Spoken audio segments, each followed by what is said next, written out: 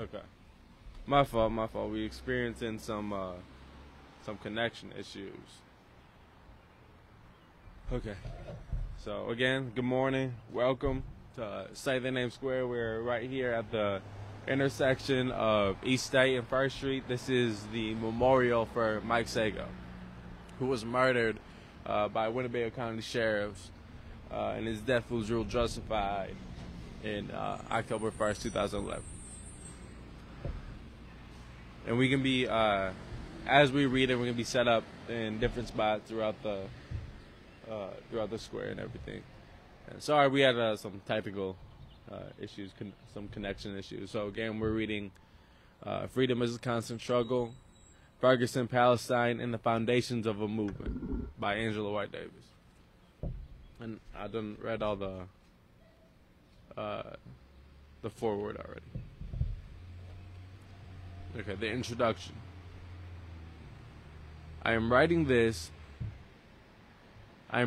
sitting in my small office in Brussels. The month of June is nearly gone, and the heat has just arrived. I work in a building that hosts various organizations and charities working for global justice. Some focus on Western Sahara, some on Palestine, others on torture, Latin America, or Africa.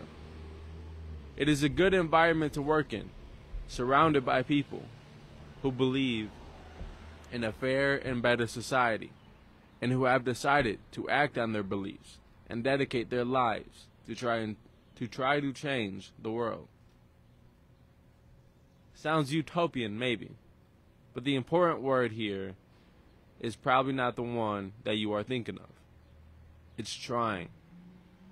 Trying and trying again. Never stopping. That is a victory in and of itself. Everyone and everything tells you that outside you will not succeed, that it is too late, that we live in a place where a revolution cannot happen anymore. Radical change are things of the past. You can be an outsider, but not outside the system. And you can have political beliefs, even radical ones, but they need to stay within the bounds of the permissible, inside that bubble that has been drawn for you by the elites. My office is located a few steps away from the European Commission headquarters, an imposing building made of greyness and glass that I cycle past every morning. A place that is now flanked by military personnel, as well as private security companies.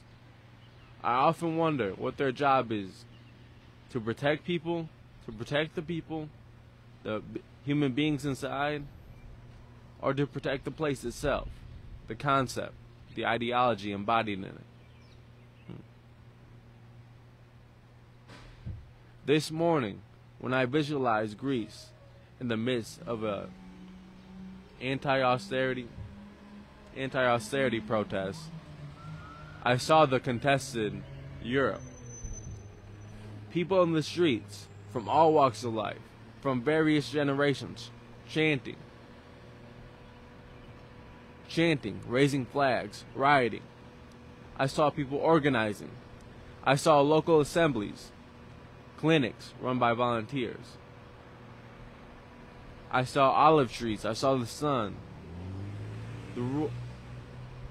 I saw democratia. The rule, the power of the people. The very concept that has lost most of its meaning in today's world. This is a concept that to the big guns of Europe, Germany, France, Italy, the European Central Bank, and the European Commission itself, is only valid and celebrated when it does not diverge from the view, from their view of and plans of. My fault. Let me start that over. It is only valid and celebrated when it does not diverge from their view of and plans for the world. In the last few months since their groundbreaking and game-changing elections in Greece. For the first time in Europe, a left-wing and anti-austerity has come into power. And those big guns are trying to make sure that it crumbles and disappears. The party, but more importantly, the message, the idea the party embodies is under threat. The concept that another way of organizing our lives collectively is possible. That we can be ruled by each other, the 99%, instead of the technocrats, banks, and corporations. As I write this, the hope that finds expression in the streets and homes all over Greece is a movement. A movement in the midst of a huge loss of material wealth for ordinary Greeks. But there's a message there for everyone, and that is that people can unite, that democracy from below can challenge oligarchy, that imprisoned migrants can be freed, that fascism can be overcome, that equality is emancipatory. The powerful have sent us a message. Obey. And if you seek collective liberation, then you will be collectively punished.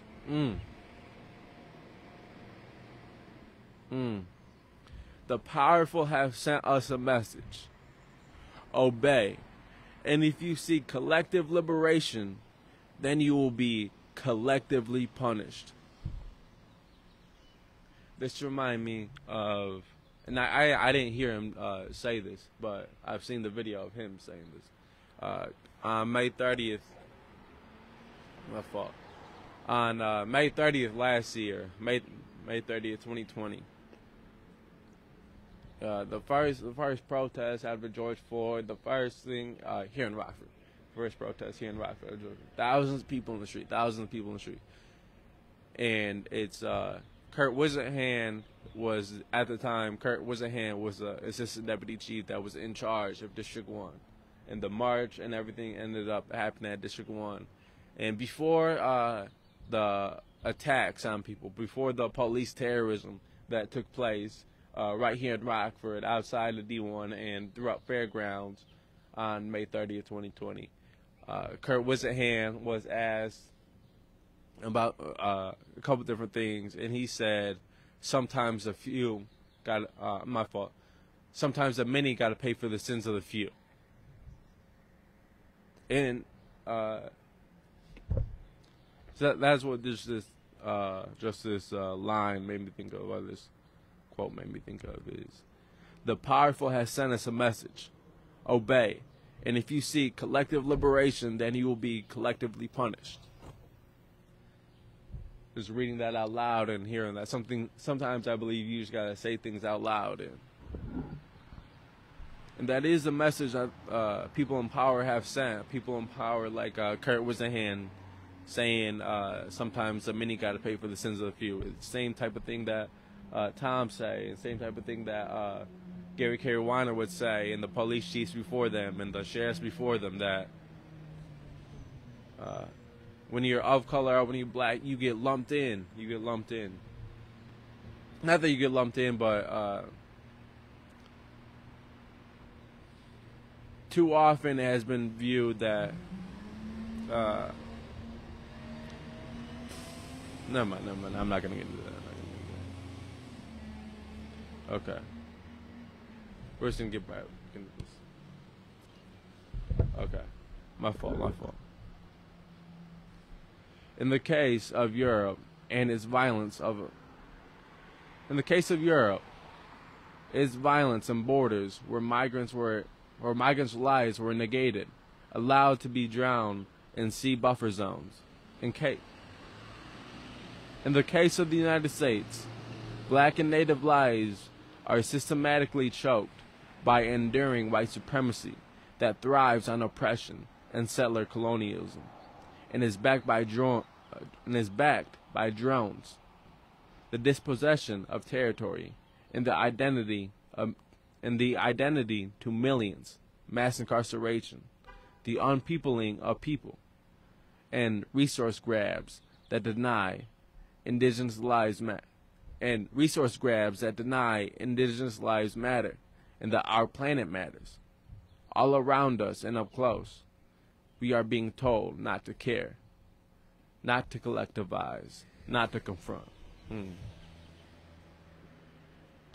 That is true. That is true. And going off, one of the best books that I've read so far, one of the most influential and most books that I've got a learning from, it's called A People's History of the United States. And that's just, I talked about it before because I've just read it in spurts. I've read like a couple chapters here, then a couple. I'm reading a couple chapters right now, and it's just it's an independent look about America's history. It's not written by, it is written by a white man, but it is not written in an effort to paint the white man as if he did the exact greatest things that he could have done, and he put his best foot forward, and everything that the white man did in America's history was the right way. No, it's written from independent thought of that. It's written from a true history of that. It's written from talks that take place on the indigenous people side when Columbus came and these settlers came and colonized America, and the genocide and the murders and the lies that they fed to the indigenous people. So really, I've learned. I would say I'm maybe like maybe 1/3 of the way through reading that book, and I'd say I've probably learned more about America's true history, about America's real history, reading 1/3 of that book than I did in my all throughout my schooling.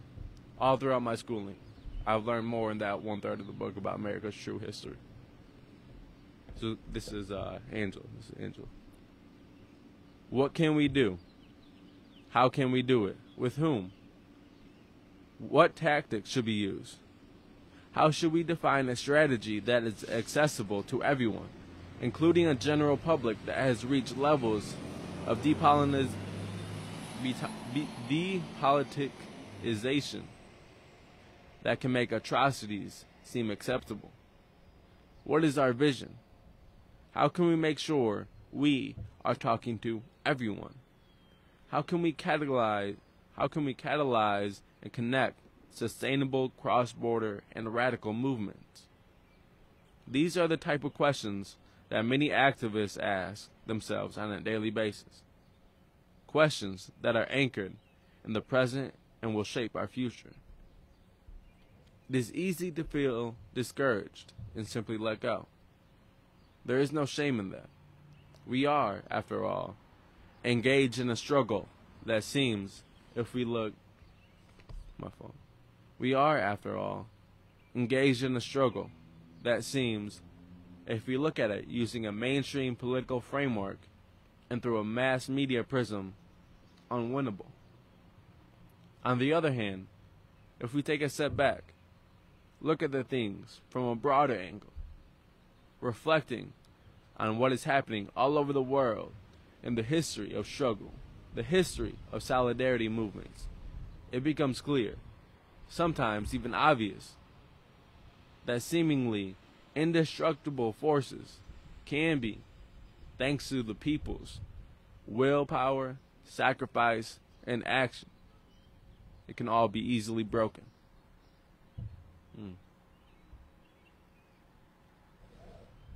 When I first thought of producing a book with Angela Davis, my main goal was to talk about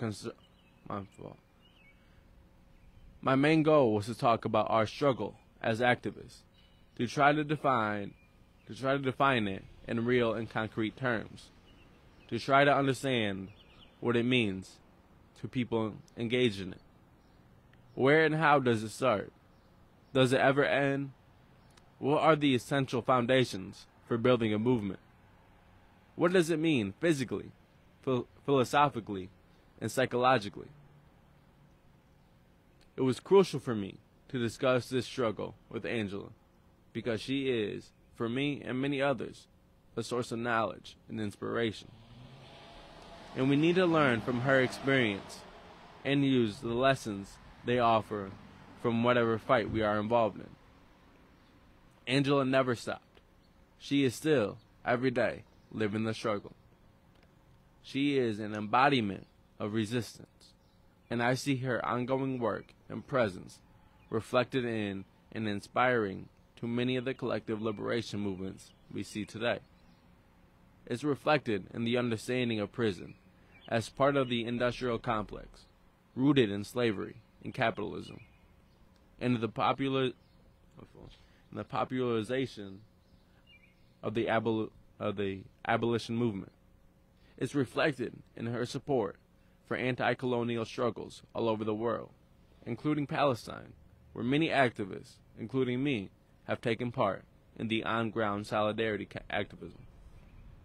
The idea of the book, like the previous ones I edited with, to have flowing conversation, to leave room for some more in-depth essays by Angela that would fill gaps or extend our conversations.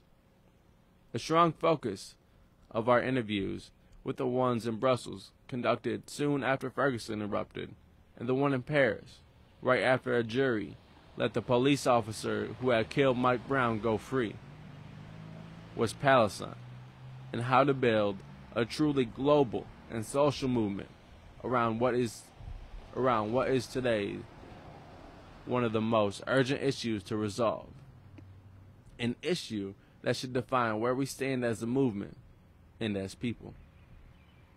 The focus was to build links with others. The focus was on how to build links with other social struggles.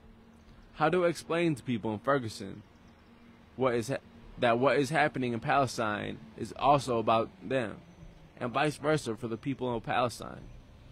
How to make the struggle a truly global one in which everybody on the planet has a part to play and understands that role. How do we respond collectively to the militarization of our societies? What role can black feminism play in this process? What does being a prison abolitionist mean in concrete terms today? The interviews address these points and more. Some are then developed further in lengthy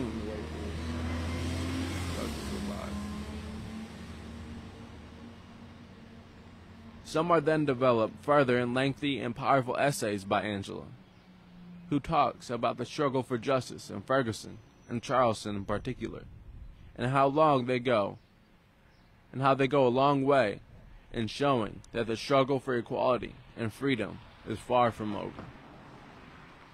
The last two pieces in this book are Angela's reflection on the political struggle from the 60s to the current era of Obama, and on transnational solidarity. These are two groundbreaking contributions that should give people tools and arguments to take up the fight and motivate others to become active and join us. Angela is a miracle, U.S. author, poet, and activist Alice Walker told me one day. Angela is unique, but not exceptional, because her example and her work. My fault. The wind took me out. Angela is unique, but not exceptional, because her work and her example has helped to raise new voices, new scholars, and new activists who take her ideas and expand them. I think when Alice defined Angela as a miracle, she meant that Angela is living proof that it is possible to survive, withstand, and overcome the full force of corporate power and the state fixed on destruction of one important individual, because she inspires collective solidarity. She's living proof that people power works, that an alternative is possible, and that the struggle can be a beautiful and exhilarating one. That is something we need as humans to experience. And it's in everyone's power, to partake in the struggle.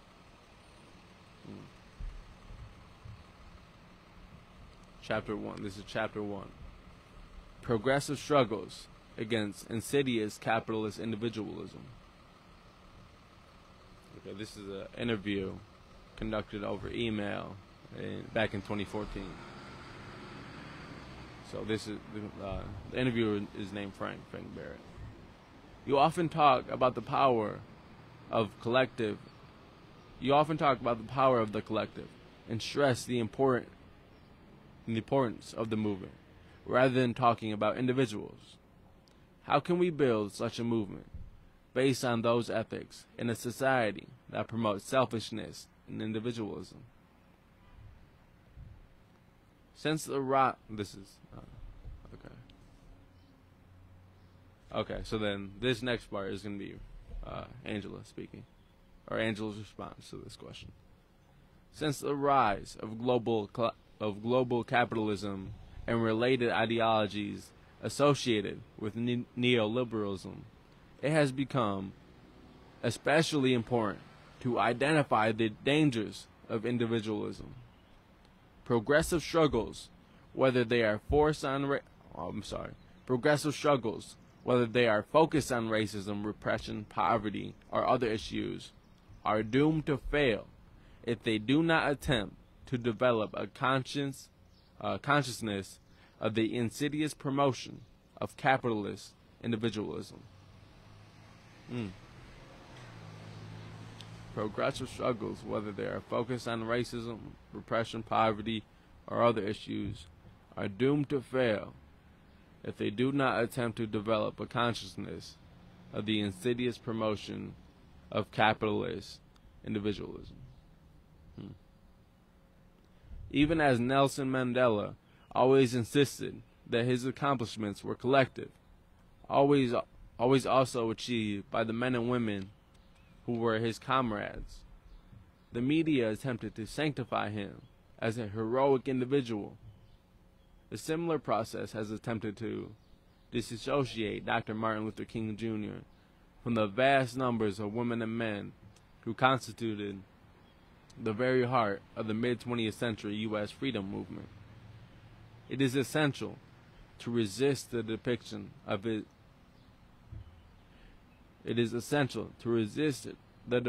history as the work of heroic individuals in order for people today to recognize their potential agency as a part of the ever-expanding community struggle. Okay, so this is a question by the interviewer. What is left today of the Black Power movement? I think of the Black Power movement, or what we referred to at the time as the Black Liberation Movement, as a particular moment in the development of the quest for black freedom. In many ways, it was a response to what were perceived as limitations of the civil rights movement. But we not only needed to claim legal rights within the existing society, but also to demand substantive rights in jobs, housing, health care, education, etc. And to challenge the very structure of society. Such demands also against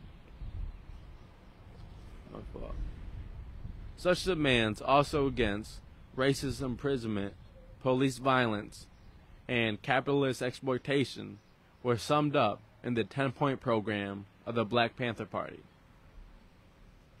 Although black individuals have entered economic, social, and political hierarchies, the most dramatic example being the 2008 election of Barack Obama, the overwhelming number of black people are subject to economic, educational, and carceral racism to a far greater extent than during the pre-civil rights era. In many ways, the demands of the Black Panther Party's 10-point program are just as relevant, or perhaps even more relevant, as during the as during the 1960s when they were first formulated. And again, this next part is the interviewer. The election of Barack Obama was celebrated by many as a victory against racism. Do you think that was a red herring? That it actually paralyzed for a long time the left, including African Americans involved in the fight for a fair world? Many of the assumptions regarding the significance of Obama's election are entirely wrong, especially those that depict a black man in the U.S. presidency as symbolizing the fall of the last barrier of racism. But I do think that the election itself was important, especially since most people, including most black people, did not initially believe that it was possible to elect a black person to presidency. Young people effectively created a movement, or one should qualify this by saying that it was a cyber movement that achieved what was supposed to be impossible. The problem was that people who associated themselves with the movement did not continue to wield that collective power as pressure that would have compelled Obama to move in progressive directions. For example, against the military surge in Afghanistan toward a shift dismantling the detainment camp at Guantanamo Bay, toward a stronger healthcare plan. Even as we are critical of Obama, I think it is important to emphasize that we would not have been better off with Romney in the White House. What we have lacked over these last 5 years is not the right president, but rather well-organized mass movements. Interesting. How would you define this is the interviewer's question. How would you define black feminism, and what role could it play in today's society? Black feminism emerged as a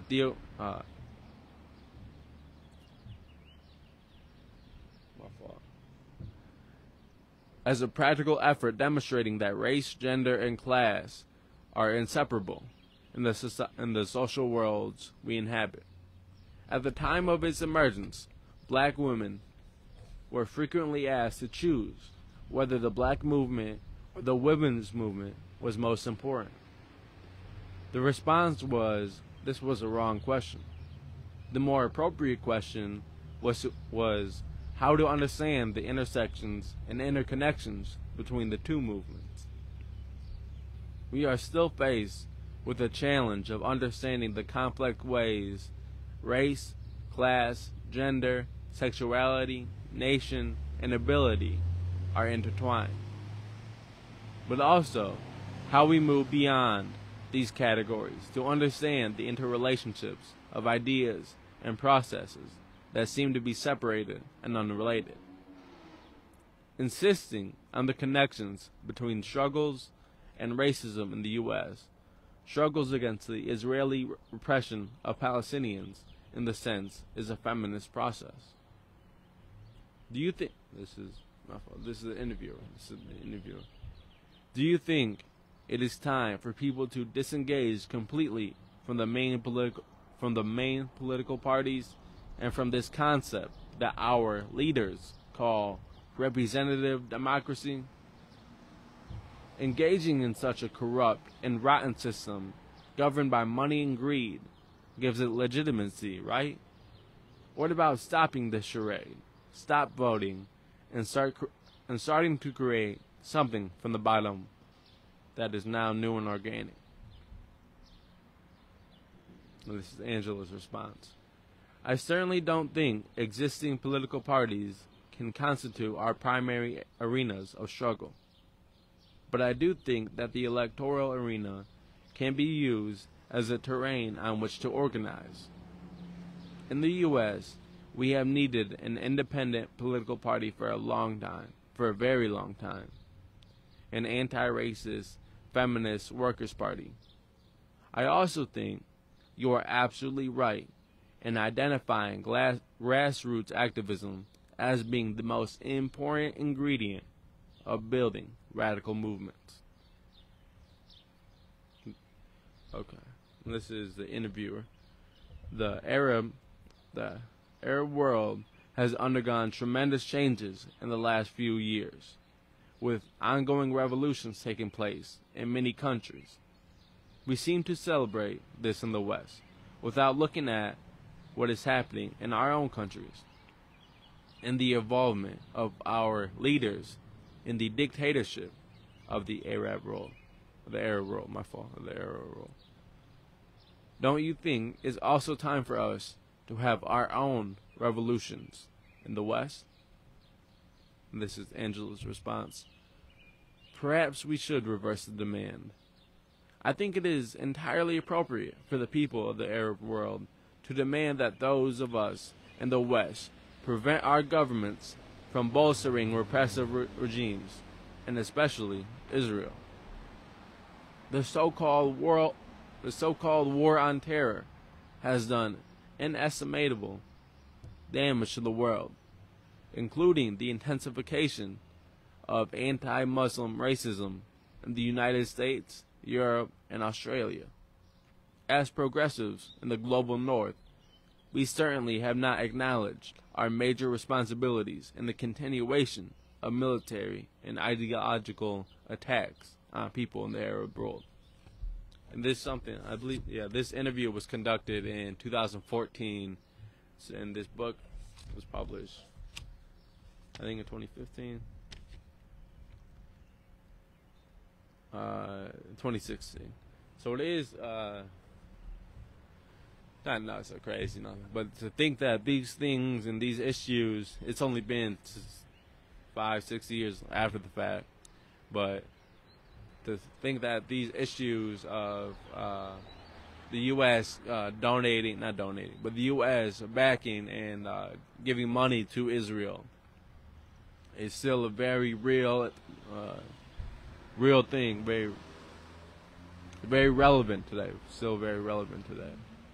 The U.S. backing these dictatorships across the globe.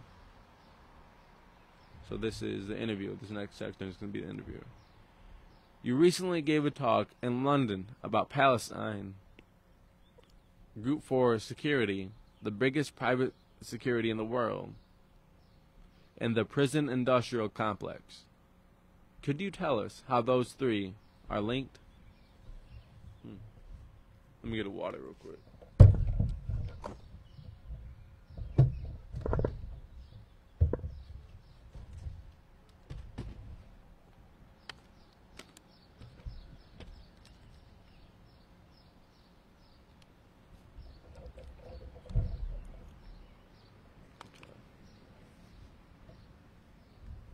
This is Angela's response to that question.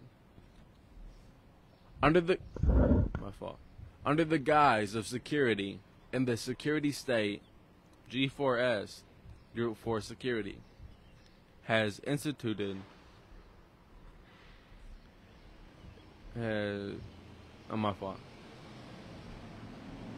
G4S has insinuated itself into the lives of people all over the world, especially in Britain, the United States, and Palestine.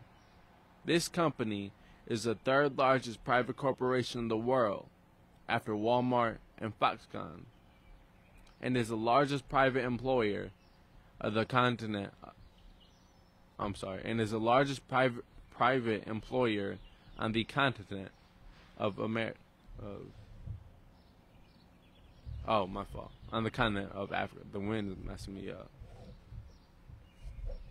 It has learned how to profit off racism, anti-immigration practices, and from technologies of punishment in Israel and throughout the world.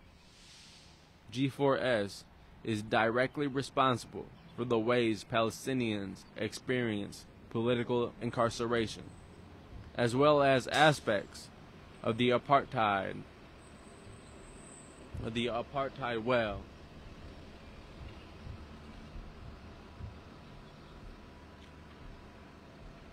Imprisonment in South Africa, prison-like schools in the United States, in the walls along the U.S.-Mexico border.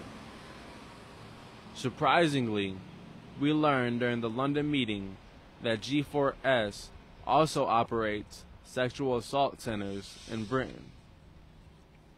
And this is a question by the interviewer. How profitable is a prison industrial complex? You often have said it is the equivalent of modern slavery. This is Angela's response. The global prison industrial complex is continually expanding. And as can be seen from the example of G4S. Oh no, my fault. The global prison industrial complex is continually expanding, as can be seen from the example of G4S. Thus, one can assume that its profitability is rising. It has come to include not only public and private prisons, and public prisons, which are more privatized than one would think, are increasingly subject to the demands of profit, but also juvenile facilities, military prisons, and interrogation centers. Moreover, the most profitable sector of the private prison business is composed of immigrant detention centers. One can therefore understand why the most repressive anti-immigrant legislation in the U.S. was drafted by private prison companies as an undisguised attempt to maximize their profit. This is a question. Is it a proper response a prison or jail-free society, a utopia, or is it possible? How would that work? I do think that a society without prisons is a realistic future, but in a transformed society, one in which people's needs, not profit, constitute the driving force. People's needs, not profit. At the same time, prison abolition appears as a utopian idea, precisely because the prison and its bolstering ideologies are so deeply rooted in our contemporary world.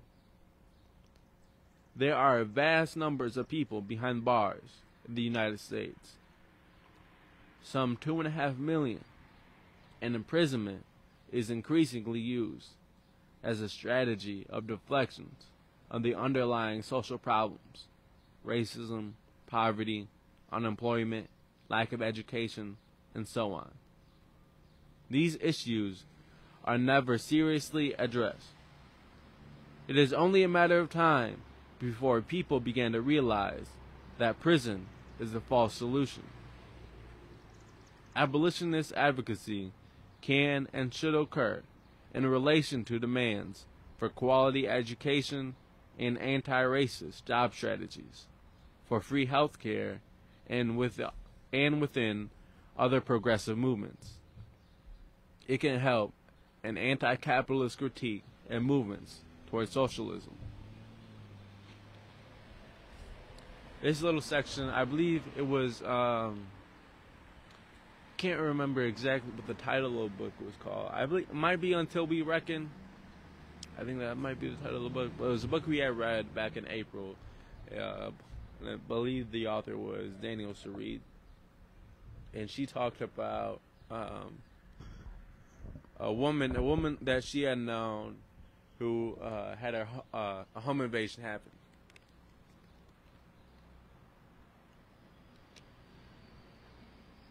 She was an older woman, and her house got broken into. Held her up at gunpoint. They were trying to rob her, and everything went the way the criminal justice system was supposed to work. They caught the people that did it.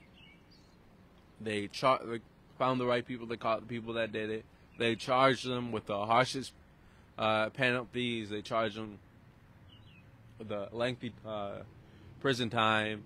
And he went to court, went to trial, and he got sentenced to the harshest time, to the harshest crime, to the harshest sentence. Everything went exactly the way it was supposed to. Everything went what we think, what has been viewed as justice. Everything went the exact way that's supposed to happen, the right way that's supposed to happen. And she asked the woman, Daniel Sarita, she asked the woman, how long did that feeling of justice last for? How long did that feeling stay with you after that person, those individuals, got sentenced off to prison? And the woman said that it lasted for about a few days. I don't even think she said that. I think she said it lasted for like a night. She went home and she felt good. She felt like justice was served that night, and she felt good. But then she went on to say that the next morning she still had those. The next night, she still had them same nightmares of the house getting invaded. She still had to deal with that trauma of her house getting invaded. She still had to deal with the after effects of this crime happening. There was no true justice. There was nothing done for the victims of these crimes. It was just a person got their freedom taken away. And that's not justice. I don't believe that is justice. That feeling of justice lasted about a night, and this woman still had to deal with them same struggles. The court system, the justice system, they didn't do anything to help out this woman. They just took away somebody's rights. They just took away somebody's freedom. And I don't believe that's justice. There's got to be a better alternative. There's got to be a better alternative. Okay, so this is a question by the interviewer. What does the booming of the prison industrial complex say about our society? The soaring numbers of people behind bars all over the world and the increasing profitability of the means of holding them captive is one of the most dramatic examples of the destruction tendencies of global capitalism. But the obscene profits obtained from mass incarceration are linked to profits from the healthcare industry and from education and other human services that actually should be freely available to everyone.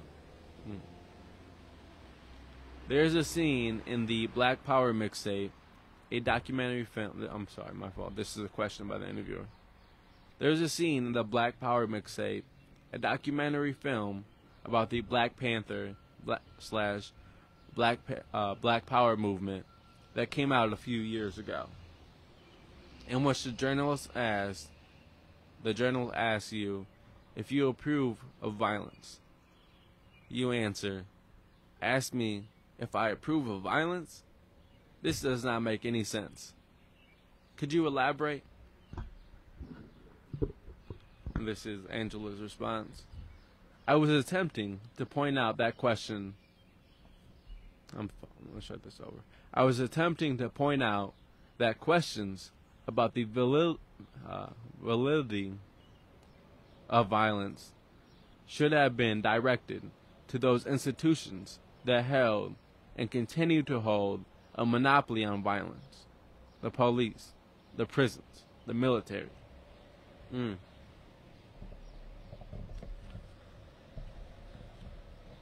that's something that has happened locally. People here will tell you about, oh, there was riots here. There was no riots here. People will tell you about, oh, there's protesters being violent. They're attacking, they're harassing people. They're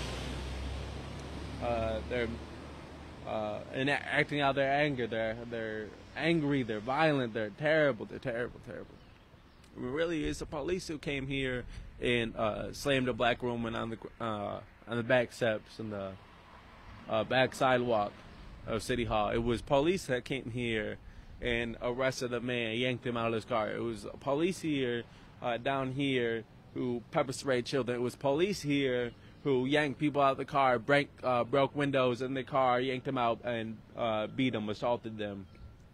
It was police here that torched people on May 30th. It was police here who shot Jose Gonzalez Jr. in the back while he was running away. It was police here that gunned down Tyrus Jones. It was police here that murdered Faustin Guaitico. So it's police. It's people like Kurt Wisenhan. It's people like, not people like Kurt Wisenhan.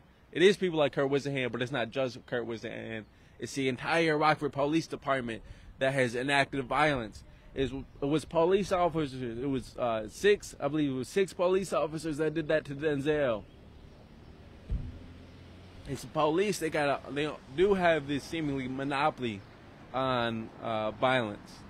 Anytime that there has been a protest in which there has been people that was hurt, there has been violence. It's been the police hurting people.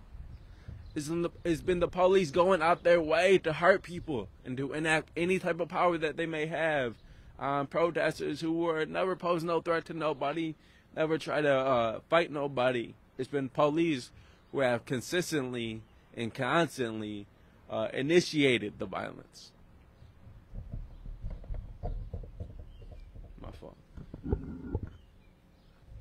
So again, this is Angela's response. I explained that I grew up in the U.S. South at a time where the Ku Klux Klan was permitted by governments to engage in terrorist assaults against black communities. At the time, I was in jail, having been falsely charged with murder, kidnapping, and conspiracy, and turned into a target of institutional violence. I was the one being asked whether I agreed with violence. Very bizarre. I was also attempting to point out that advocacy of revolutionary transformation was not primarily about violence, but about substantive issues, like better life conditions for poor people and people of color. And this is another question by the interviewer.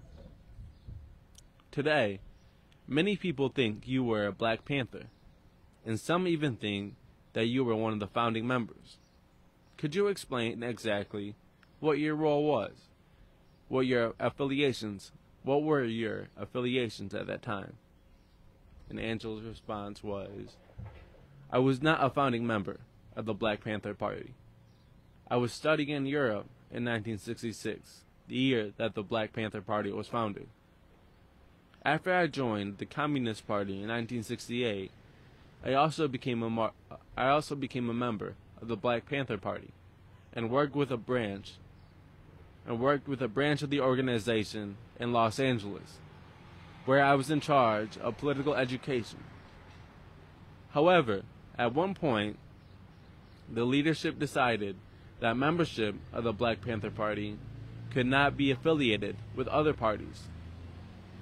At which point, I chose to retain my affiliation with the Communist Party. However, I continue to support and to work with the Black Panther Party. When I went to jail, the Black Panther Party was a major force advocating for my freedom. The next question by the interviewer is, coming back to your answer about violence. When I heard what you said in the documentary, I thought about Palestine. The international community and the Western media are always asking, as a precondition, that Palestinians stop the violence. How would you explain the popularity of this narrative that the oppressed have to ensure the safety of the oppressors? Angela's response is, placing the question of violence at the forefront almost inevitably serves to obscure the issues that are at the center of struggles for justice. This occurred in South America during the anti-apartheid struggle. Interestingly, Nelson Mandela, who has been sanctified as the most important peace advocate of our time, was kept on the U.S. terrorist list until 2008. Wow, I didn't know that. The U.S. terrorist list until 2008. Really. The important issues in the Palestinian struggle for freedom and self-determination are minimized and rendered invisible by those who try to equate Palestinian resistance to Israeli apartheid with terrorism. The next question is, when were you last in Palestine? What impression did your visit leave you? And again, this book was written this book was published in 2016. I believe this interview is from 2014. So I don't know that. She might have been to Palestine since then. I traveled to Palestine in June 2011 with a delegation of indigenous and women of color, feminists, scholars, and activists.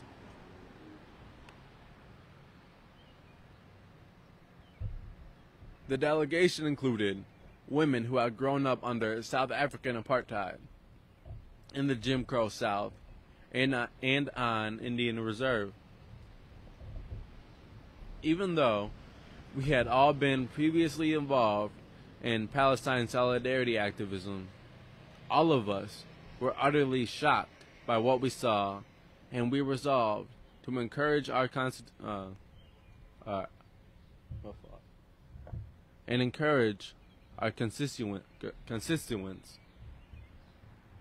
to join the BDS, boycott, divestment, and sanctions, divestment movements.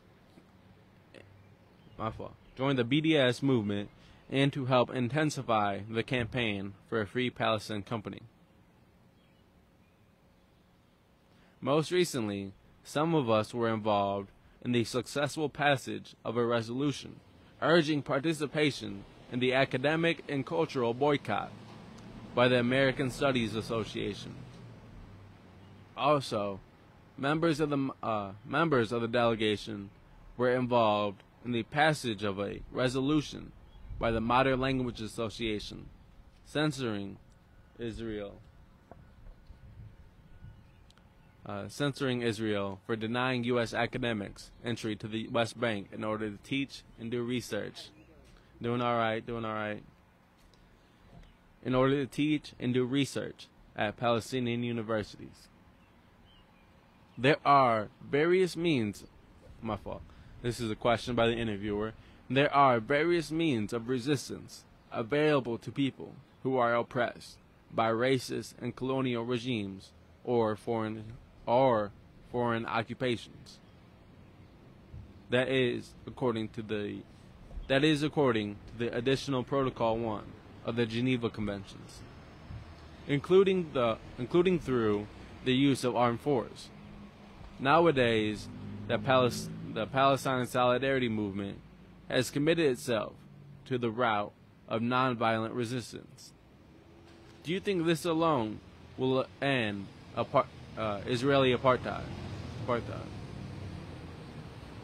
Solidarity movements are, of course, by their very nature, nonviolent. In South Africa, even as an international solidarity movement was being organized, the ANC, the African National Congress, and the SACP, South African Communist Party, came to the conclusion that they needed an armed wing of their movement. They had every right to make that decision. Likewise, it is up to the Palestinian people to employ the methods they deem most likely to succeed in their struggle. At the same time, it is clear that if Israel is isolated politically and economically, as a BDS campaign is striving to do, Israel could not continue to implement its its apartheid practices. If, for example, we in the United States could force the Obama administration to cease its $8 million a day support of Israel, this would go a long way toward pressuring Israel to end the occupation.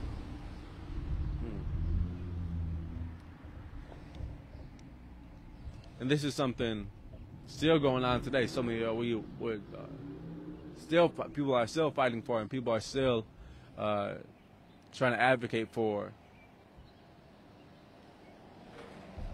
the ending of the cease of backing, the end of backing, the end of the Biden administration backing Israel, the end of the Biden administration.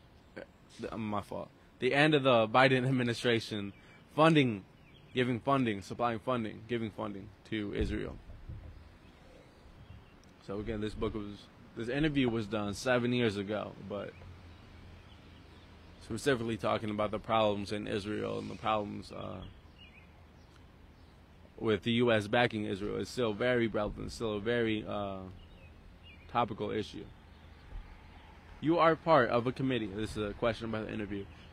You are part of a committee for the release of Palestinian political prisoner. My fault. You are part of a committee for the release of Palestinian political prisoner Marwan Baghdadi, and all political prisoners. How important is it that they are all released? It is essential that Marwan I apologize if I'm getting this name wrong. It is essential that Marwan Baghdadi and all political prisoners in Israel jails are released. Baghdadi has spent over 2 decades behind bars. His predicament reflects the fact that most Palestinian families have at least one family member imprisoned by the Israeli authorities. There are currently some 5,000 Palestinian prisoners, and we know that since 1967, 800,000 Palestinians, 40% of the male population. Wow. 40% of the male population have been imprisoned by Israel. The demand to free all Palestinian political prisoners is a key ingredient of the demand to end the occupation. You said, question by the interviewer. You said during a talk that the Palestine issue needed to become a global one, a social issue that any movement fighting for justice should have on its program or agenda. What did you mean by that? And Angela's response is, just as the struggle to end the South African apartheid was embraced by people all over the world and was incorporated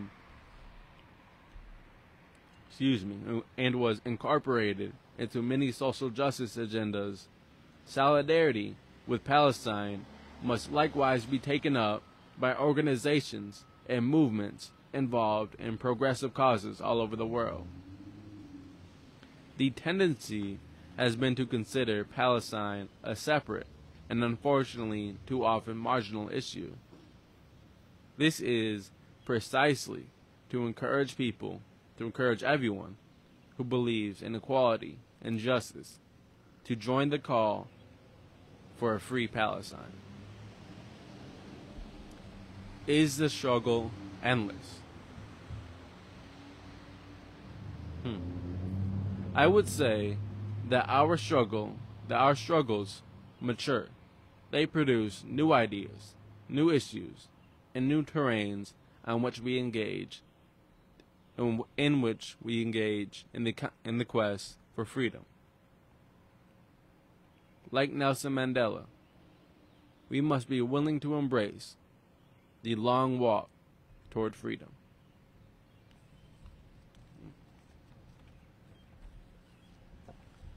This is chapter 2. This interview was done in September 21st, 2014. Chapter 2 is called Ferguson reminds us of the importance of a global context. The first interview question is, following what happened in Ferguson, what is your view of the framework of the new Jim Crow, the book by Michelle Alexander? Angela's response was, Michelle Alexander's book on mass incarceration appeared precisely at a moment that represented the peak of organizing against the prison industrial complex. It became a bestseller, and it popularized the struggle against mass incarceration, against the prison industrial complex, in a very important way. Of course, the argument that she makes about mass incarceration, reinstituting some of the very strictures on civil rights that were fought for during the era of the mid-20th century black movement, the mid-20th century black movement, is very important.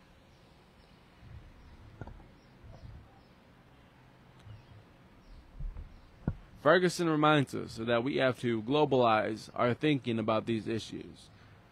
And if I were to be critical in a friendly way of the text, I would say that what it lacks is the global context, an international framework. And she herself points this out. So this is not something about which she was unaware.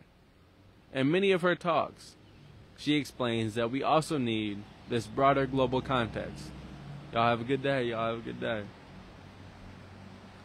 We also need this broader global context to understand the workings of the apparatus that have produced the mass incarceration in the United States. Why do I say that Ferguson reminds us of the importance of a global context?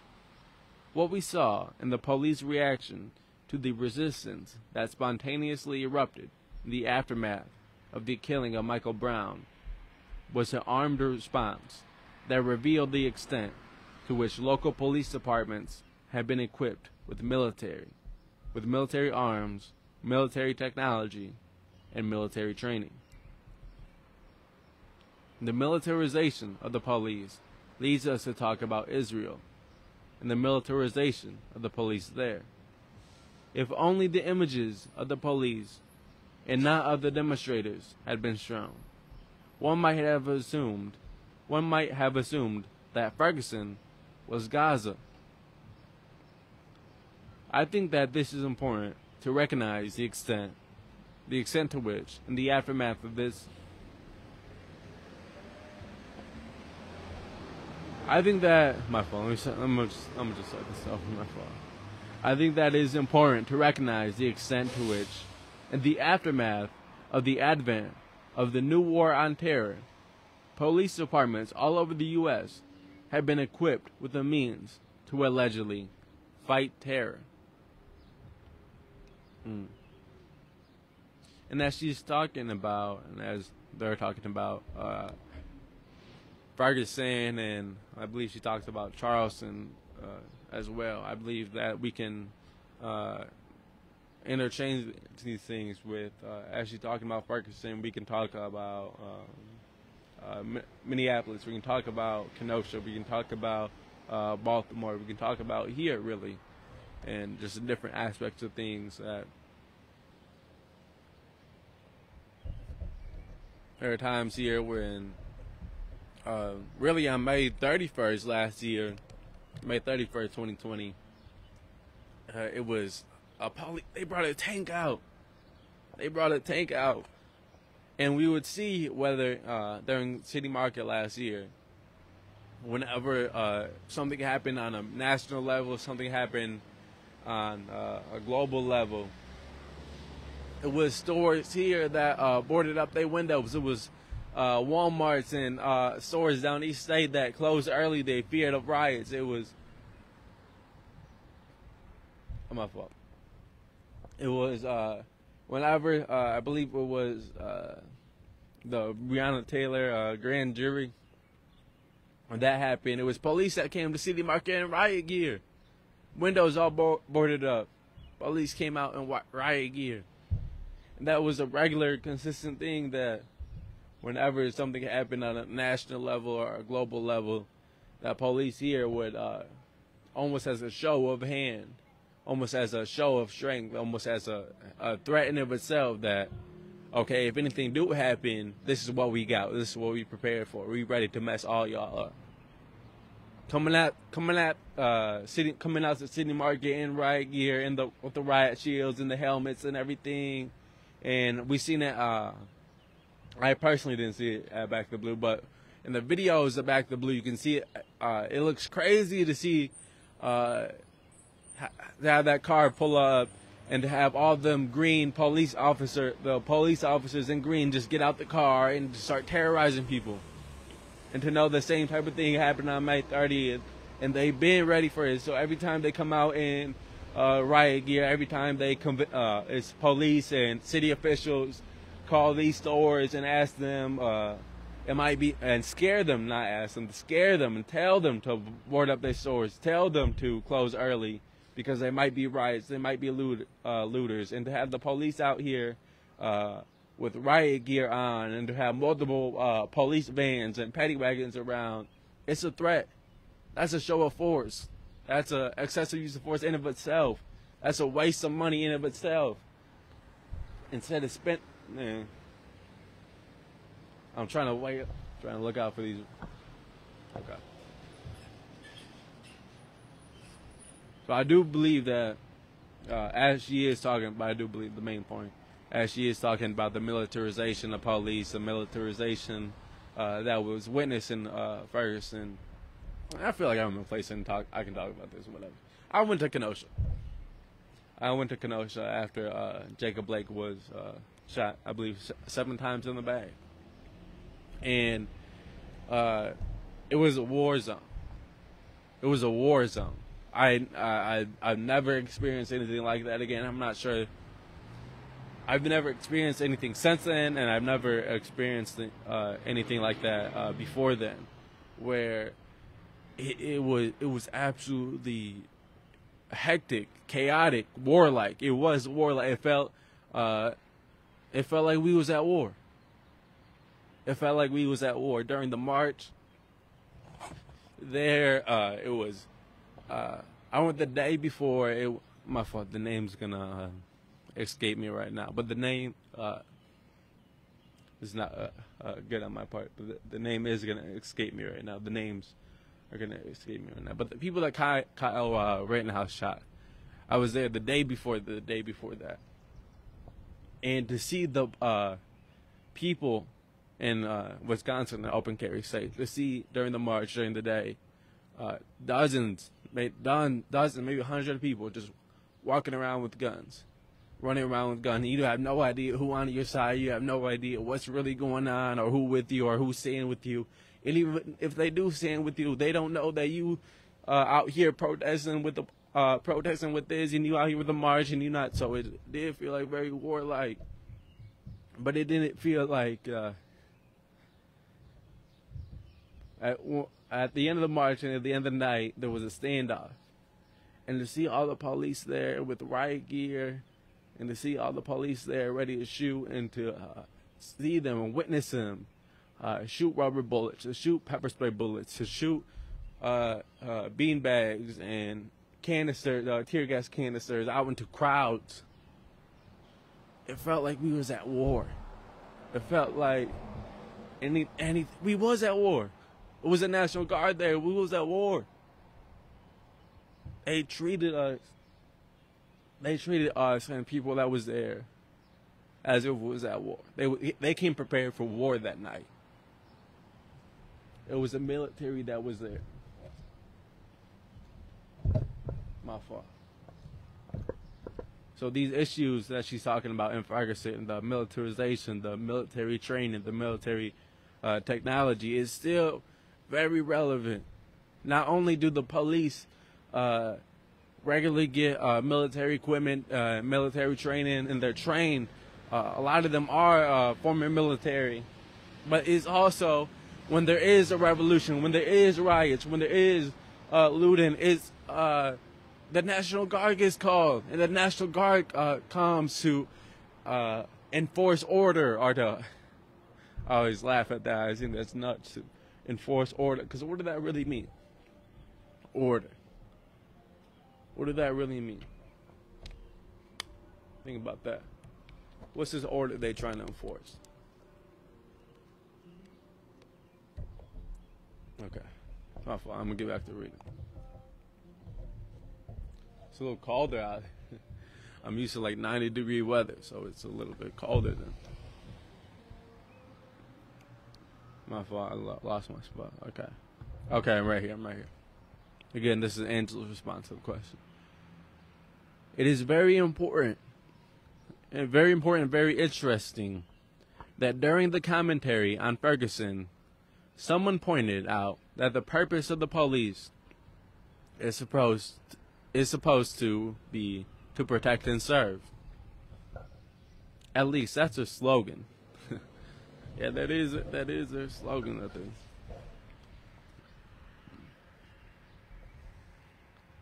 Soldiers are trained to shoot to kill. We saw the way in which that manifested itself in Ferguson. The street, you got scared. Civil servants. But they do not fulfill this function. You talk about the U.S., the police being militarized during the demonstrations for Gaza in Paris. During the demonstrations for Gaza in France, in Paris, it wasn't civil servants in the street. It was riot police. Robo-cop-looking kind of people. This by itself creates and implies violence.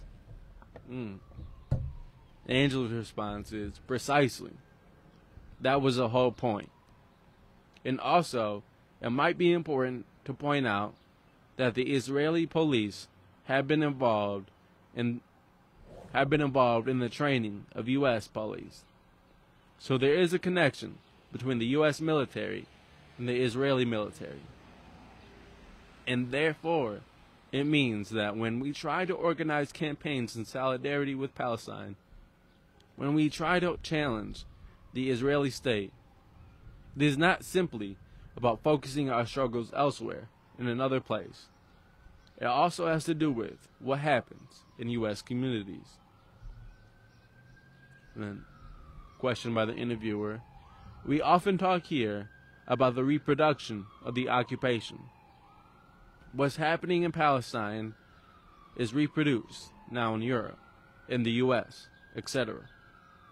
It is important to make the link for people to understand how global the struggle is. But in your opinion, is Ferguson an isolated incident?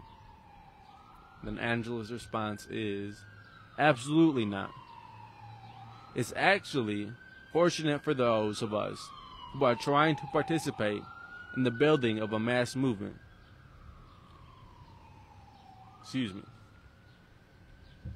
In the building of a mass movement, that some recent cases of police killings and vigilante killings had been widely publicized with the country as well as internationally. We had Trayvon Martin, which of course was just the tip of the iceberg. Michael Brown is just the tip of an iceberg. These kinds of confrontations and assaults and killings all of the time, happening all of the time, all over the country, in large as well as small cities.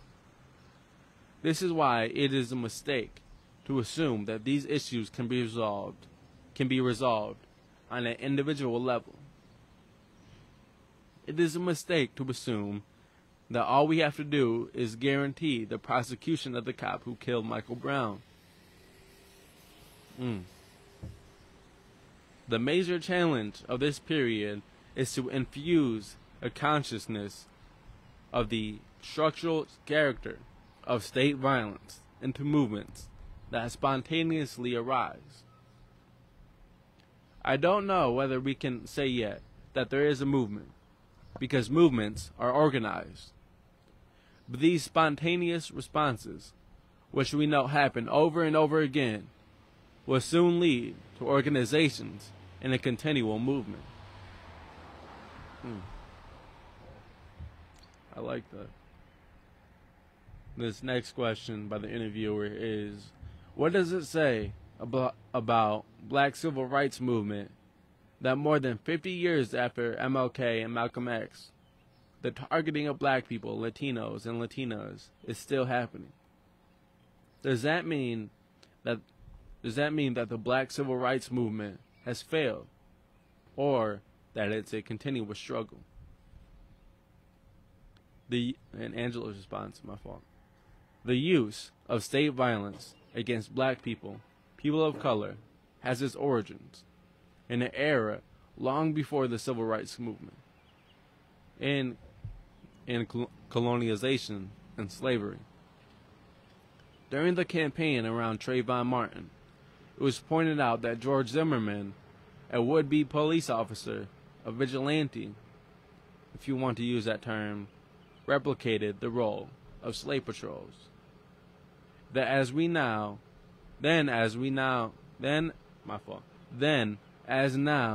the use of armed representatives of the state was complemented by the use of civilians to perform the violence of the state. So we do not have to stop at the era of the civil rights movement. We can recognize that the practices that originated with slavery were not resolved by the civil rights movement. We may not experience lynchings and Ku Klux Klan violence in the same way we did earlier, but there still is state violence, police violence, military violence, and to a certain extent, the Ku Klux Klan still exists. I don't think this means that the civil rights movement was unsuccessful. The civil rights movement was very successful. In what it achieved. The legal eradication of racism and the dismantling of the apparatus of segregation. This happened, and we should not underestimate its importance. The problem is that it often assumed that the eradication of the legal apparatus is equivalent to the abolition of racism. But racism persists in a framework that is far more expansive, far vaster than legal framework.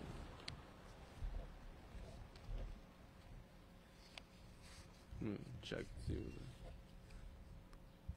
Okay. Where are we at? Okay. Economic racism continues to exist. Racism can be discovered at every level in every major institution, including the military, the healthcare system, and the police. It is not easy to eradicate racism that is so deeply entrenched in the structures of our society. And this is why it is important to develop an analysis that goes beyond an understanding of individual acts of racism. And this is why we need demands that go beyond the prosecution of the individual perpetrators. So this is what she's talking about. It's making me think about the trial of Derek Chauvin, and how, as it stands right now, that Derek Chauvin was found guilty on all 3 counts. But what did that trial do for? What did that guilty verdict? What did that do for Frank Pobjecki? What did that do for the family of Mike Sega? What did that do for Brandon Sega? What did that do for Lamar Coates? What did that do for Desmond Bellamy? Is Frank Pobjecki still a police officer? The vast majority of the police officers who killed these people on these poles, they are still police officers. The one guilty verdict that did not do anything for Rockford, that did not do anything to stop the police terrorism, to stop the state-sanctioned violence that is happening regularly in Rockford.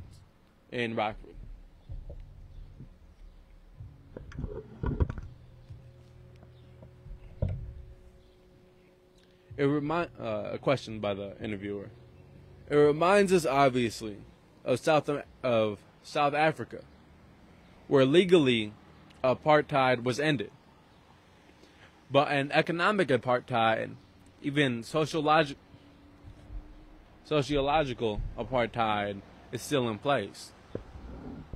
When we were in Cape Town for the Russell Tribunal, I was shocked to see people of color waiting every morning at the corner of the street to be picked up by employers who deemed to pay them $3 an hour. I was horrified by the ghettos in the shanty towns.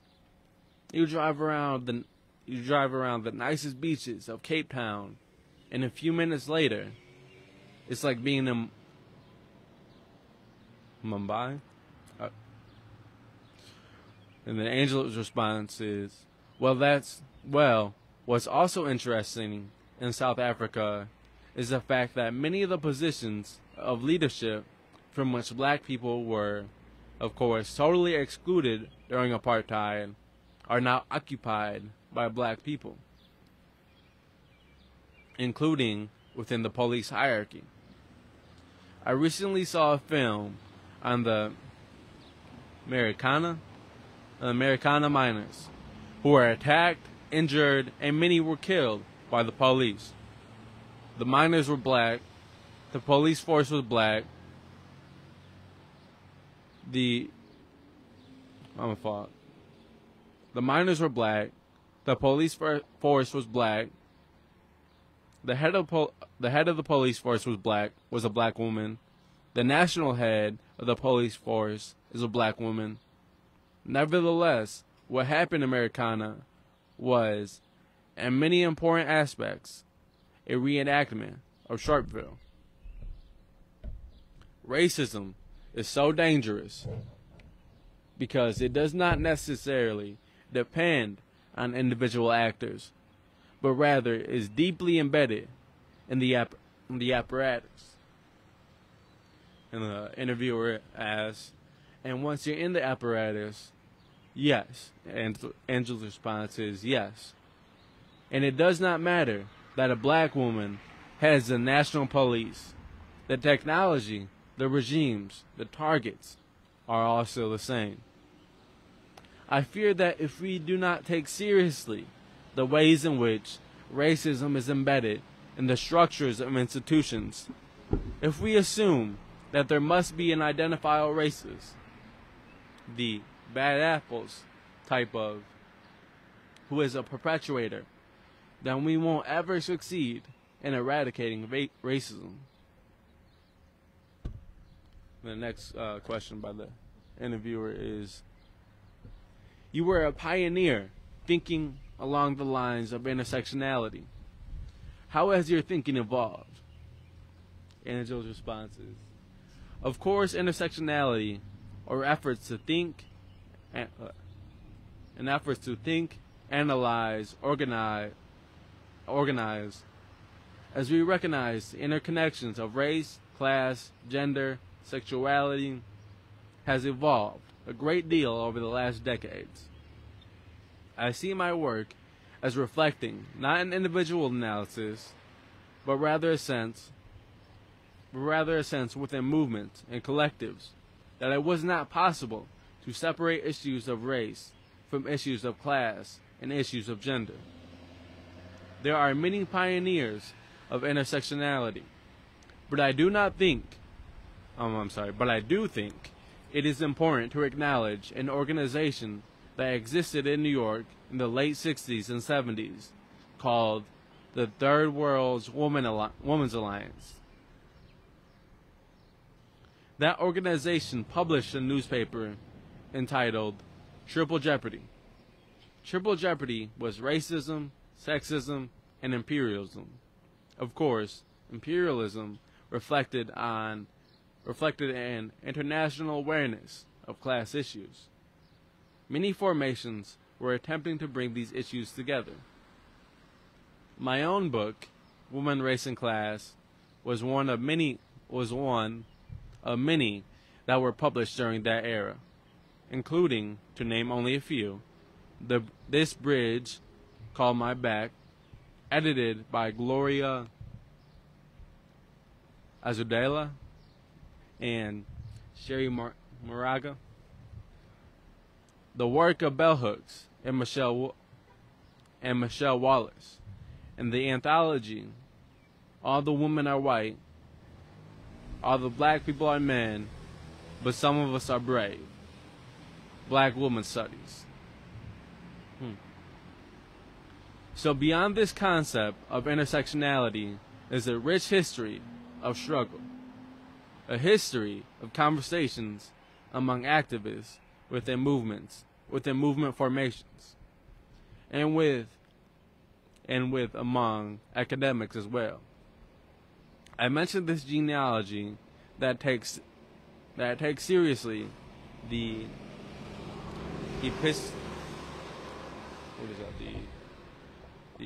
epistemological. I don't know, I'm gonna be honest, I don't know how to say that word. Productions of those whose primary work is organizing radical movements, because I think it's important to prevent the term intersectionality from erasing essential histories of activism. There were those of us who, by virtue of our experience, not so much by virtue of academic analysis, recognized that we had to figure out a way to bring these issues together. They weren't separate in our bodies, but also they are not separate in terms of struggle. I also think that what is most interesting today, given the long history of both activism and all of the articles and books that have been written since then. What up? What I think is most interesting is the conceptualization of the intersectionality of struggles. Initially, intersectionality was about bodies and experiences. But now, how do we talk about bringing various social struggles together across national borders? So we were talking about Ferguson and Palestine. How can we create a framework that allows us to think these issues together? And to organize around these issues. When we went, there's a question by the interviewer. When we went to New York for the Russell Tribunal on Palestine session, we tried to get support from Native Americans in the Black movement. But it proved very hard.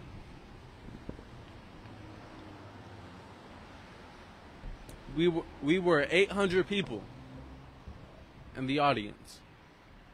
Maybe 5% of those people, 5% of those 800 people were of color.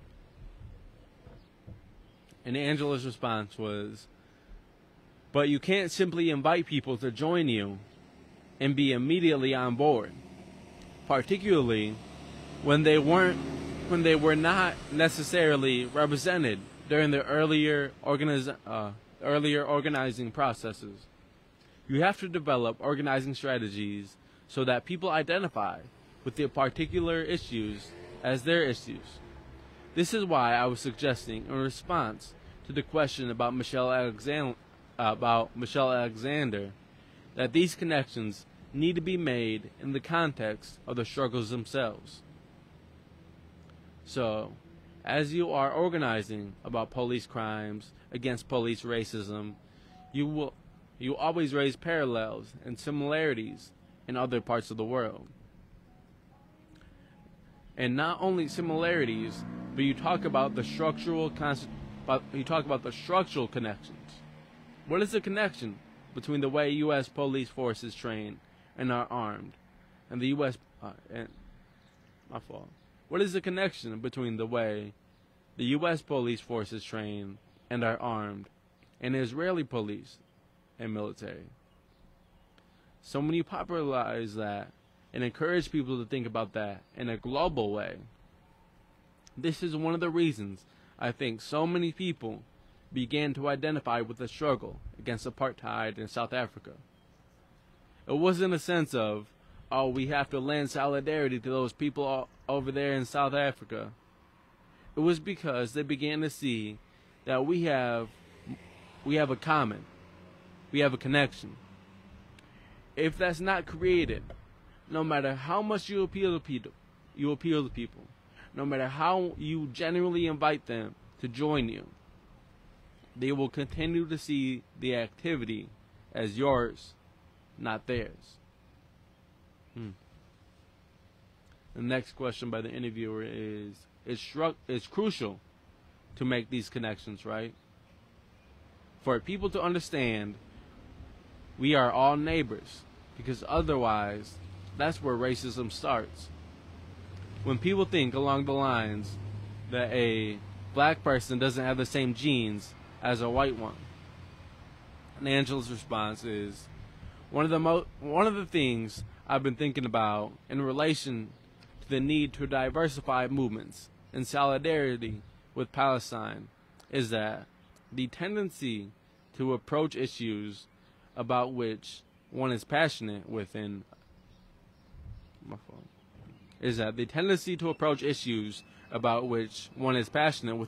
a narrow framework. People do this whatever their concerns are. But especially with the Palestine solidarity movement, my experiences have been that many people assume that in order to be involved with Palestine, you have to be an expert. So many people are afraid to join because they say, I don't understand, it's so complicated.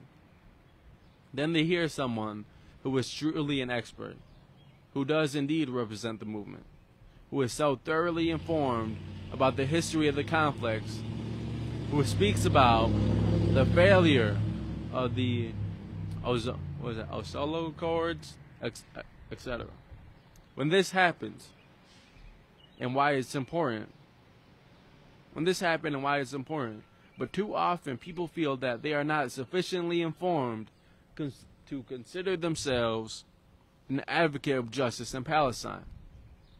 The question is how to create windows and doors for people who believe in justice to join the Palestine solidarity movement. So that the question of how to bring movements together is also a question of the kind of language one uses and the consciousness one tries to impart. I think it's important to insist on the intersectionality of movements. In the abolition movement, we've been trying to find ways to talk about Palestine so that people who are attracted to a campaign to dismantle prisons in the U.S. will also think about the need to end the occupation in Palestine. It cannot be an afterthought. It has to be a part of the ongoing analysis. And this is a question by the interviewer. The next part is a question by the interviewer. Talking about the abolition movement, even with my kids, I've noticed when we're playing, I've noticed when we're playing, my little boy says, okay, well, if you're bad, you go to jail. And he's 3.5 years old. So he is thinking bad equals jail. This also applies to most people. So the idea of prison abolition must be a very hard one to advocate for. Where do we start? And how to advocate for prison abolition versus prison reform? Angela's response is, the history of the very institution of the prison is a history of reform. Foucault. points this out. Reform does not come after the advent of the prison. It accompanies the birth of the prison. So, prison reform has always only created better prisons. In the process of creating better prisons, more people are brought under the surveillance of the correctional and law enforcement networks. The questions you raise reveals the extent to which the site of the jail or prison is not only material and objective, but is ideological and psychic as well. We internalize this notion of a place to put bad people.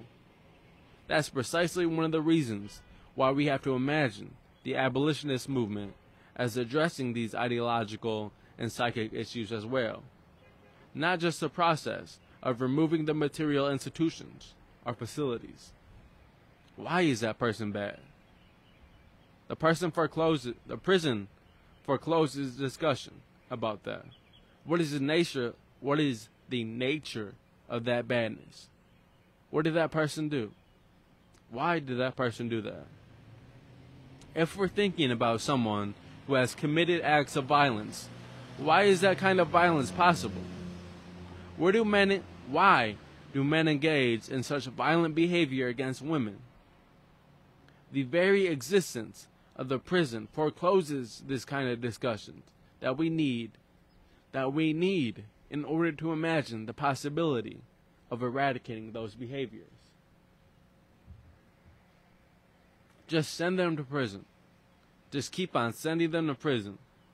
Then, of course, in prison, they find themselves within a violent institution that reproduces violence. In many ways, you can say that the institution feeds on that violence and reproduces it, so that when the person is released, he or she is probably worse. So how does one persuade people to think differently? That's a question of organizing the United States. The abolition movement emerged around the late 1960s and early 70s.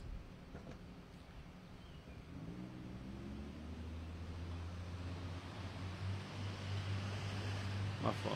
The Quakers were very much a part of the emergence of the idea that we should consider abolishing imprisonment.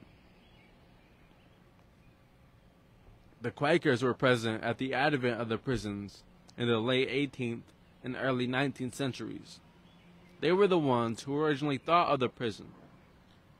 They were the ones who originally thought the prison was a humane alternative to the then existing forms of punishment, because it would allow people to be rehabilitated. I would say that in the 1970s, there was a moment when abolition was taken seriously. This was around the time of the Attica Rebellion, when people seriously began to think about it. I'm talking about prominent lawyers, judges, journalists began to think about something other than imprisonment. Of course, eventually, the pendulum swung in the opposite direction. That, in a sense, has been the history of the prisons. On the other hand, there have been calls for changes, less violence, less repression, calls for reform and rehabilitation. But this never really worked. And so, on the other hand, there were calls for incapacitation and more punitive modes of control. All in all, the framework has always remained the same. So the idea, I think, animated people who are working toward the abolition of prisons is that we have to think about the larger context. We cannot only think about crime and punishment. We cannot only think about we cannot only think about the prison as a place of punishment for those who have committed crimes. We have to think about the larger framework. That means asking, why is there such a disproportionate number of black people and people of color in prison? So we have to talk about race. So we have to talk about racism. Abolishing the prison is about attempting to abolish racism. Why is there so much illiteracy? Why are so many prisoners illiterate? That means we have to attend to the educational system. Why is it that the three largest psychiatric institutions in the country are jails in New York City, Chicago, Los Angeles, Rikers Island, Cook County Jail, and LA County Jail? That means we need to think about healthcare issues, and especially mental health care issues. We have to figure out how to abolish homelessness. So it means you cannot think in such a narrow framework. This is what has, I think, permitted the jails and prisons to continue to grow and develop. Because we all have these ideas that somehow if you've committed a crime, then you need to be punished. So this is why we try to disarticulate crime and punishment in a popular sense, by thinking that the prison industrial complex, Mike Davis was the first scholar / activist who used that term, especially with respect to the growing prison economy in California. The group that founded Critical Resistance thought that this would be a way for people to move away from the notion of bad people deserving punishment, and to begin to ask questions about the economic, political, and ideological roles of the prison. And then the interviewer says, "It's a big money-making business." And Angela's response is, "It's totally a money-making business." So this made me think just about this stat, this number that I heard that, I forget the exact year that it says, but it's more black men are currently in jails or in prisons than they were during the time of slavery, the heights of slavery. So the interviewer in that question say, "They do need prisoners, right?" And Angela say, "Absolutely, especially given the increasing privatization of prisons. But there is privatization beyond private prisons. It consists of the outsourcing of prison services to all kinds of private corporations. And these corporations want larger prison populations. They want more bodies. They want more profit. And then you look at the way in which politicians always know whether there is a high crime rate or not. Law and order rhetoric will always help to mobilize the voting population." Then the interviewer say, "It makes you think about laws as well. I remember when I was in Australia, talking to Aboriginal people, that there was this law in Central Australia that in practice meant 3 strikes, you're out. 3 strikes could be you stealing a loaf of bread one day. That's 1 strike. You stealing a pen, that's 2 strikes. You stealing another pen, that's 3 strikes. Some Aboriginal people are in jail for these type of strikes. You first really think that is crazy, but then you realize a lot of people are in jail for really minor offenses."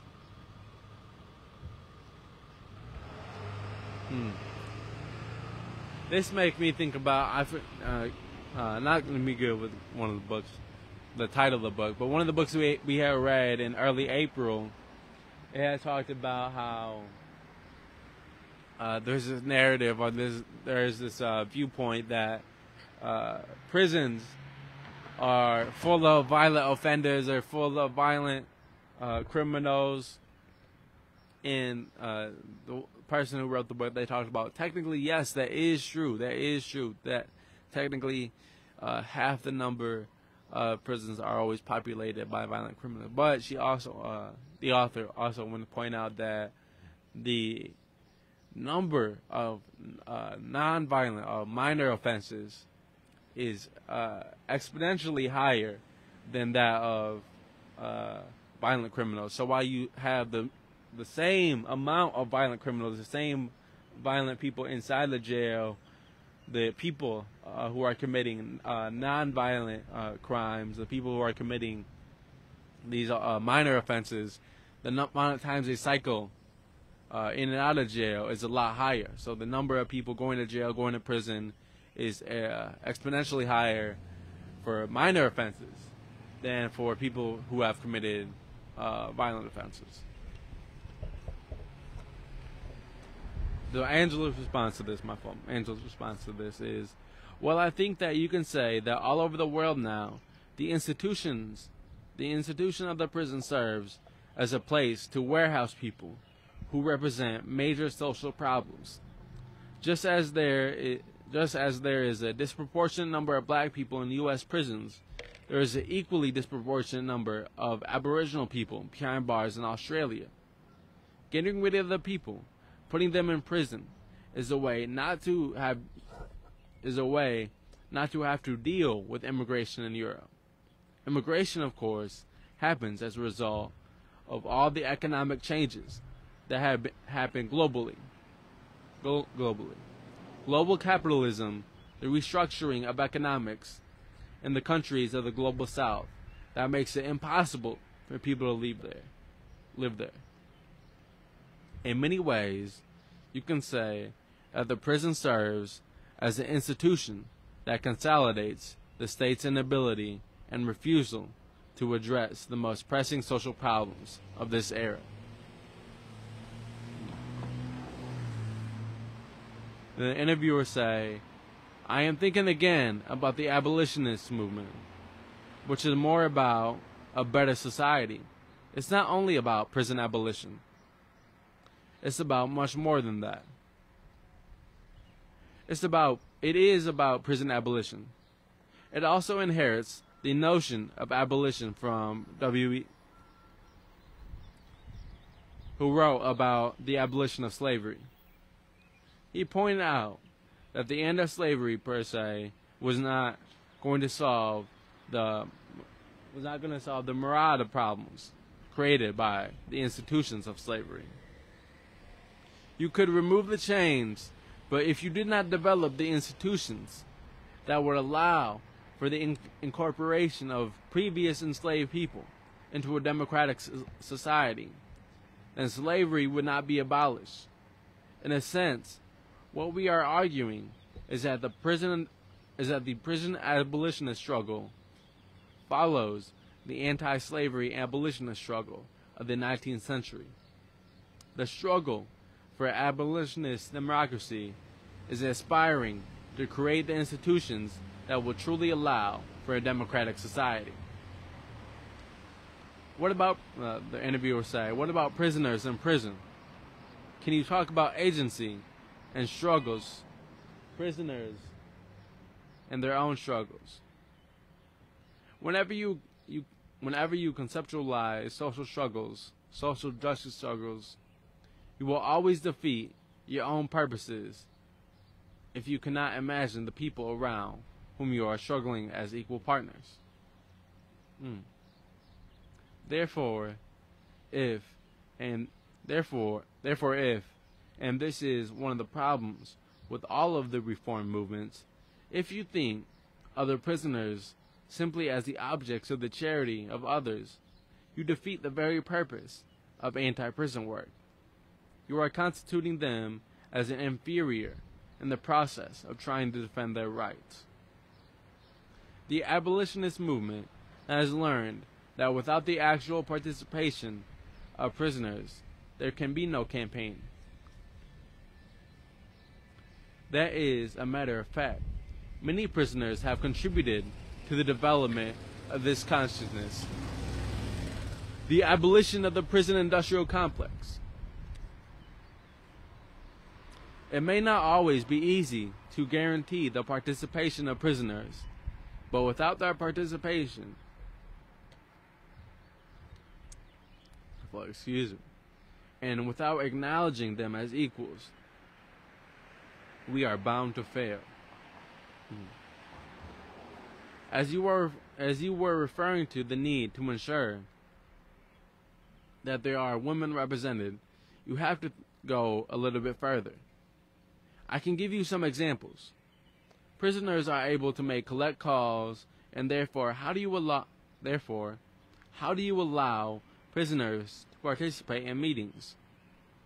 It really doesn't take very much technology to rig up an amplification apparatus to a telephone and to have people call in.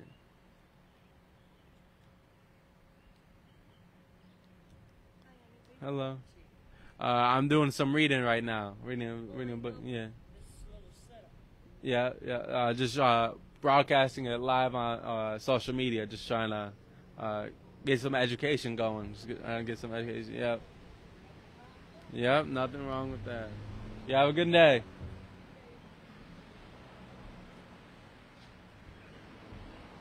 Okay. My fault. I lost my place. Okay. I work with a women's prison organization in Australia, directed by Debbie Kilroy, called Sisters Inside. Whenever I go to Australia, and I'm about to go now, we always go into the prison, because a good portion of the leadership of the organization is in prison. It's so easy to just forget, to think about the prison and its population abstractly. If you're serious about developing egalitarian relations, you will figure out how to make these connections, how to stay in touch with people behind bars, how to allow their voices to be heard. The interviewer say, one cannot be lazy. How do we do that? How do we win? How do we win men to fight for a woman's liberation? How do we win whites to struggle against racism and for the emancipation of people of color? It's the same thinking, right? And Angela say, well, it is. We have to ourselves from narrow identitarian. I've never seen that. Thinking if we want to encourage progressive people to embrace these struggles as their own. With respect to feminist struggles, men will have to do a lot of the important work. I often like to talk about feminism not as something that adheres to bodies, not as something grounded in gender bodies, but as an approach, a way of conceptualizing as methodology, as a guide to strategies for struggle. That means feminism doesn't belong to anyone in particular. Feminism is not a unitary phenomenon, so that increasingly there are men who are involved in feminist studies. For example, as a professor, I see an increasing number of men majoring in feminist studies, which is a good thing. In the abolitionist movement, I see particularly young men who have a very rich feminist perspective. And so how does one guarantee that that will happen? It will not happen without work. Both men and women and trans persons have to do that work. But I don't think it's a question of women inviting men to struggle. I think it's a certain kind of consciousness that has to be encouraged so that progressive men are aware that they have a certain responsibility to bring in more men. Men can often talk to men in a different way. It's important for those who might want to bring them into the struggle to look at models. What does it mean to model feminism as a man? I tour the campuses regularly, and I was speaking at the University of Southern Illinois during a Black History Month celebration, and I came into contact with this group of young men who are members of a group they call alternative masculinites, and I was totally impressed by them. They work with the Women's Center. They have been trained in how to do rape crisis calls.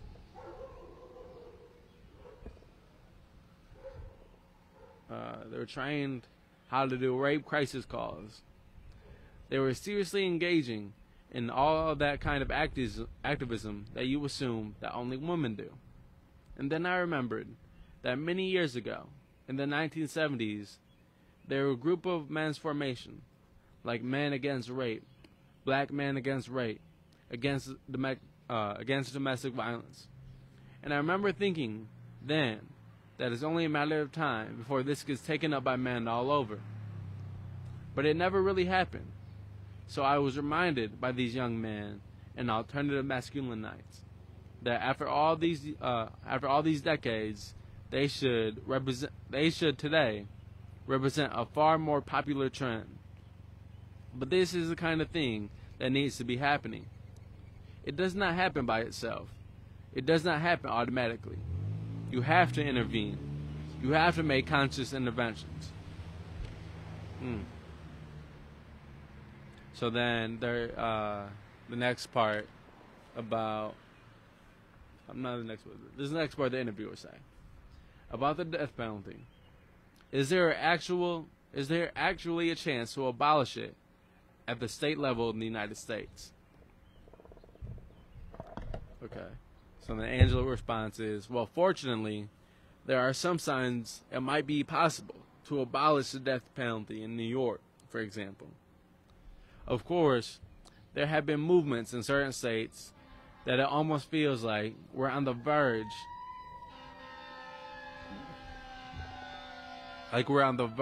of abolishing the death penalty. And then it does not happen. Even if people are not executed, it remains on the books. When Troy Davis was killed on September 21st, 2011, there was an international movement. People were convinced that the state of Georgia was not going to execute him, but they did. I don't know whether we are going to abolish the death penalty without a mass movement, and the state-by-state approach may take far too long. But at the same time, I shall say that oftentimes our particular conjunctural set of conditions will arise. Our particular conjuncture, and it reveals the opportunity to accomplish something. For example, when the Occupy movement emerged in 2011, that was a really exciting movement. Had we previously done the organizing that would have allowed us to take advantage of that moment, we could have really used that opportunity. We could have really used the opportunity to build organized formations, whether we're talking about party formations or not, and we would have a much stronger anti-capitalist movement today.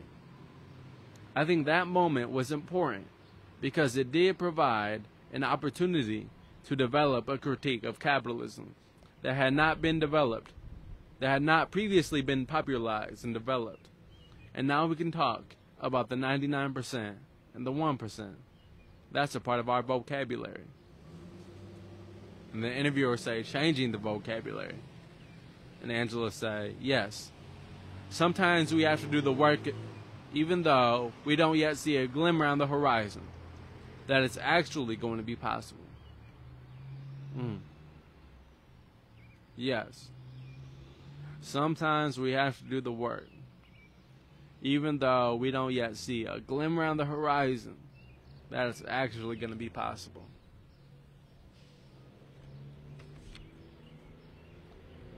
The interviewer say, the groundwork has to be done on a daily basis. And Angela say, the prison abolitionist movement is also incorporating demands for the abolition of the death penalty. We need to develop broader resistance to develop. We need to develop broader resistance to the death penalty. It has worked on a small scale.